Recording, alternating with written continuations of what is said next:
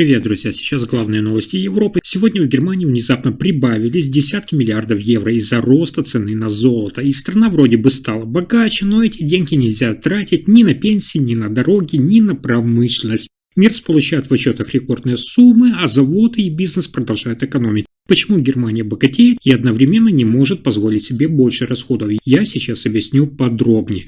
И это еще не все. Германия фактически сменила газовую зависимость, перейдя от одного основного поставщика к другому. Газ стал дороже, поставки долгие, а заводы снова считают, выгодно ли вообще каждый день запускать производство и что будет с рабочими. Урсула фон дер Ляйен говорит о новой единой энергетической политике Европейского Союза, но предприятиям от этого не легче. Они видят это в счетах за энергию. Здравствуйте, обо всех этих последних событиях Европы коротко расскажу буквально за несколько минут.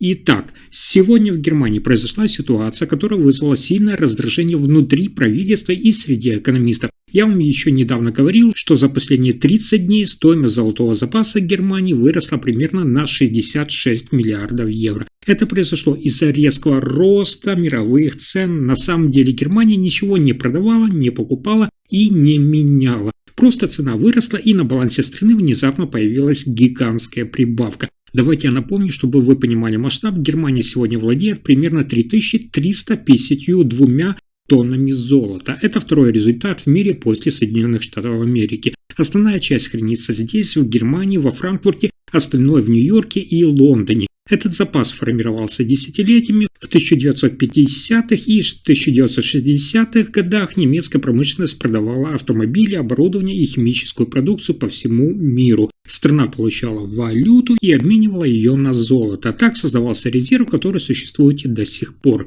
И теперь важный момент. Эти дополнительные 66 миллиардов евро нельзя использовать для бюджета. То есть канцлер Фридрих Мерц не может направить их на дороги, пенсии или поддержку промышленности, потому что золото находится под контролем независимо от центрального банка.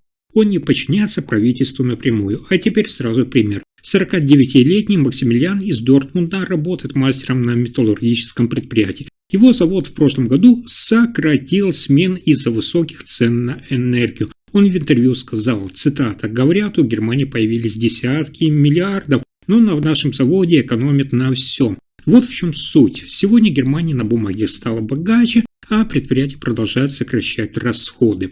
Давайте кратко напомню вам историю. В 1970-х годах, когда доллар ослаб, цена золота выросла почти в 4 раза. Тогда Германия получила резкий рост стоимости своих резервов. Это усилило доверие к немецкой марке и укрепило экономику страны. Именно поэтому Бундесбанк до сих пор рассматривает золото как основу финансовой стабильности.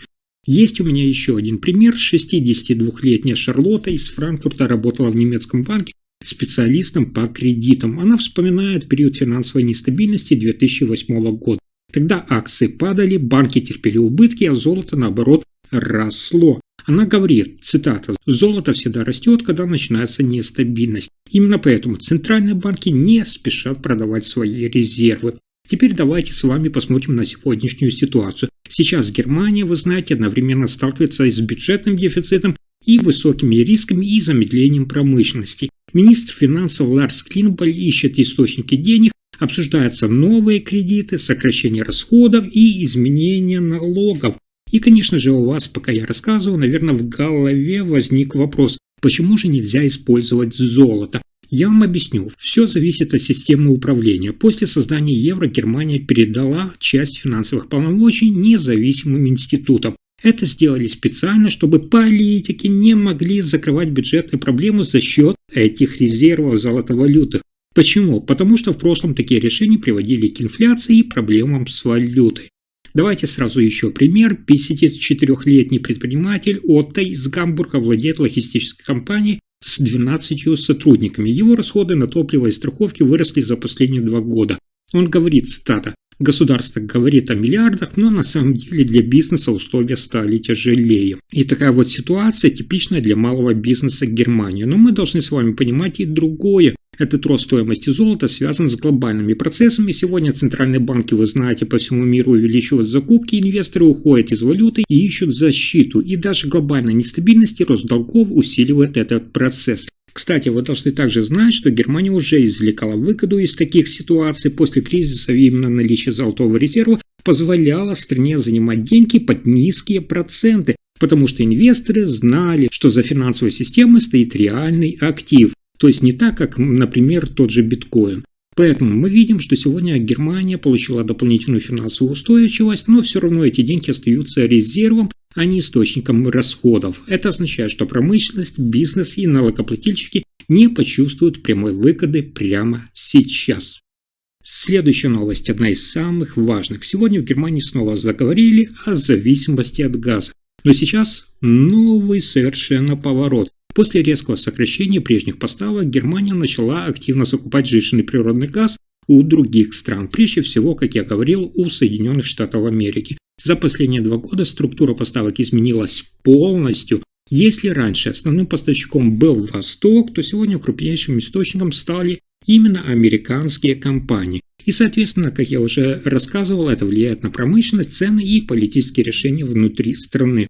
А теперь напомню, что еще в 2021 году более половины газа Германия получала от одного основного внешнего поставщика. Этот газ поступал по трубопроводам напрямую на немецкие предприятия и электростанции. Благодаря этому немецкая промышленность имела стабильные и относительно низкие цены на энергию. Именно на этой основе десятилетиями работали химические концерны, металлургия, автомобильные заводы Германии и тысячи средних предприятий. После 2022 года ситуация изменилась очень резко. Германия начала строить терминалы для приема сжиженного газа, СПГ. Появились новые объекты, через которые газ поступает морским путем. Основным поставщиком, как вы уже знаете, стали Соединенные Штаты Америки. Но этот газ дороже, потому что включает расходы на сжижение, транспортировку через Атлантику и обратное превращение в газ на терминалах. Давайте пример. 52-летний Дитер из Людвигсхафена работает на химическом предприятии, которое сотрудничает с компанией BASF. Его предприятие за последние 2 года столкнулось с ростом расходов на энергию. Он сказал, цитата, «Раньше газ поступал стабильно, сейчас цена выше, и руководство постоянно пересматривает расходы. В его цехе уже сократили ночные смены, чтобы снизить потребление энергии зимой». То есть, что мы имеем? Германия фактически заменила зависимость от одного поставщика на зависимость от другого, но с другим форматом сотрудничества. В Соединенные Штаты Америки активно сейчас наращивают экспорт газа именно в Европу, а Германия, соответственно, стала ключевым покупателем. И американские энергетические компании сегодня получают миллиарды долларов от этих поставок.